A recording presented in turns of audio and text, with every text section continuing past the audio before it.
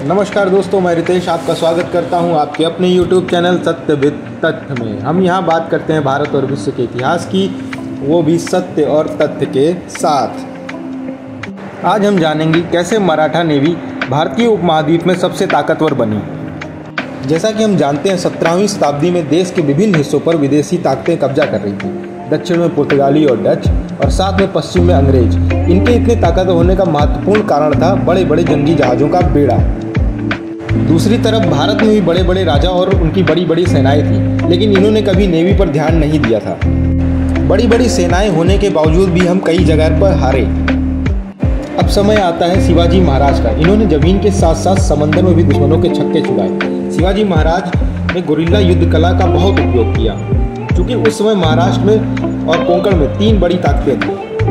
बम्बई में ब्रिटिश, गोवा और भसीन में पुर्तगाली, जंजीरा यानी टापुओं पर अफ्रीका के सिद्धियों का कब्जा था, जिन्हें मुगलों का फुल सपोर्ट प्राप्त था। इतिहासकार जदुनाथ सरकार के अनुसार छत्रपति शिवाजी महाराज की जन्मजात राजनीतिक प्रतिभा का सबसे स्पष्ट प्रमाण उनकी नौसेना और उनके नौसैनिक अड्डों की स्थापना में पता चलता है। शिवाजी महाराज जानते थे कि नौसेना कितनी महत्वपूर्ण है। उन्होंने देखा कि पुर्तगाली बहुत मजबूत जंगी जहाज बनाते थे, इसलिए उन्होंने जहाज बनाने का काम पुर्तगाली इंजीनियर को सौंपा।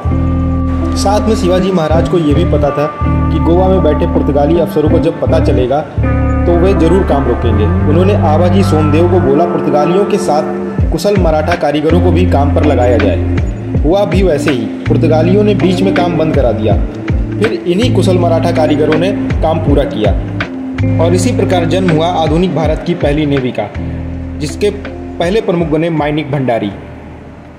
छत्रपति शिवाजी महाराज ने मुख्यतः 4 प्रकार के जहाज बनवाए। पहला, गुराब। ये काफ़ी बड़े होते थे, इसमें तोपों का इस्तेमाल होता था। दूसरे जहाज़ों से युद्ध करने में सक्षम थे, इसे बैटलशिप भी बोला जा सकता है। दूसरे थे गलबत।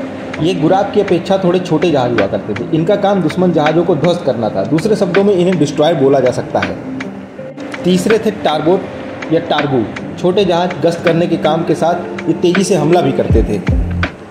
और चौथे प्रकार का जहाज था पाल। ये काफ़ी बड़े जहाज हुआ करते थे। इनका उपयोग मात्र व्यापार और यात्रा के लिए किया जाता था।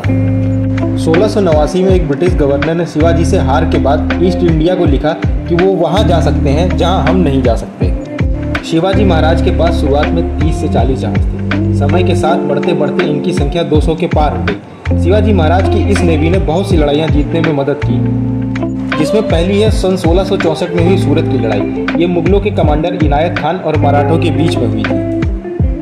दूसरी है बसरूर की लड़ाई, जो आज के कर्नाटक में है। यहाँ भी पुर्तगालियों और मराठों के बीच जम के लड़ाई हुई, जिसमें पुर्तगालियों को भागने पर मजबूर कर दिया गया। आज भी 13 फरवरी को हर साल यहाँ पर जश्न मनाया जाता है। अब हम बात करते हैं प्रथम लीजेंडरी नेवी कमांडर कान्होजी आंगड़े की। उनकी रणनीति और बुद्धिमानी मराठा नेवी को उस क्षेत्र की सबसे ताकतवर नेवी को बना दिया था।